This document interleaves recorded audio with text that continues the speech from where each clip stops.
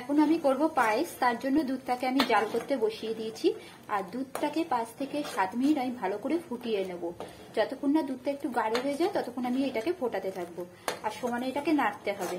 আর এখানে আমি পায়েসটা যেহেতু খুব কম করব, এখানে আমার দুধের পরিমাণটা আছে 700-র মতন, আর সেখানে আমি 50 গ্রামের মতো চাল দেবো। এখন দুধটাকে ফুটুক কিছুক্ষণ। দুধটা ফুটছে, আর আমি এই দুধের থেকে কিছুটা দুধ, অল্প একটু দুধ তুলে নিয়েছি।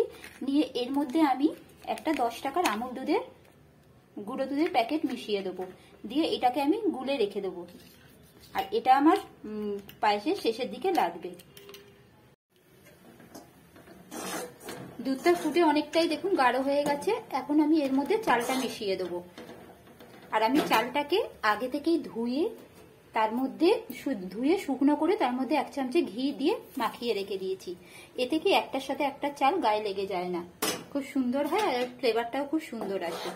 এখন গ্যাসের ফ্লেমটাকে আমি লো করে দেবো, দিয়ে এই সব চালটাকে সেদ্ধ হতে দেবো। আর সমানেই কিন্তু নাড়তে হবে, নাড়লে তলায় লেগে যেতে পারে। এখন দিয়ে দেবো এর মধ্যে আমার ফাটিয়ে রাখা একটু ছোট এলাচ, 4টে এলাচ আমি এর মধ্যে দিয়ে দিলাম, আর তেজপাতা দিয়ে আবার সমানে নাড়তে থাকবো যতক্ষণ না পর্যন্ত চালটা সেদ্ধ হয়ে যায়। চালগুলো কিন্তু একেবারেই গলে গেছে। এখন আমি এর মধ্যে দিয়ে দেবো গুলে রাখা গুঁড়ো দুধটা, যেটা গুলে রেখেছিলাম। এই সময় ফ্লেমটা কিন্তু একেবারেই লোতে রাখতে হবে, নালে কিন্তু দুধটা কেটে যেতে পারে। দিয়ে একটু আস্তে করে নাড়িয়ে নেব। আর এর মধ্যে আমি দেব বাতাসা। এখানে আমি 150 গ্রামের মতো বাতাসা নিয়েছি, দিয়ে দেবো এই বাতাসাটা। বাতাসা দিয়ে পায়েস কিন্তু খুব সুন্দর লাগে, চিনির থেকেও কিন্তু বাতাসা দিয়ে পায়েস খেতে ভালোই লাগে। এতে কালারটাও একটু অন্যরকম হয়, আর খেতে কিন্তু খুব সুন্দর হয়। আর দিয়ে দেবো কিছু কাজু কিশমিশ।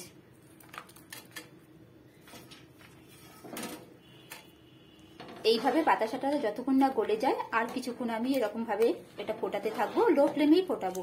ফুটিয়ে তারপর আমি নামিয়ে নেব। গ্যাসটাকে বাড়িয়ে আমি পায়েসটাকে আরো ভালো করে দেখুন ফুটিয়ে নিলাম। এরপর আমি পায়েসটাকে এবার নামিয়ে নেবো, কারণ এখন যদি আরো বেশি ফোটাই এরপর এটা শুকিয়ে যাবে। পায়েসটা দেখুন আমার একেবারেই রেডি হয়ে গেছে, আর দেখতেও কিন্তু খুব সুন্দর হয়েছে, আর একটা খুব সুন্দর গন্ধও ছাড়ছে। তো আজকের পায়েসটা একেবারেই রেডি। আপনাদের কেমন লাগলো আজকের এই বাতাসা দিয়ে পায়েস অবশ্যই জানাবেন।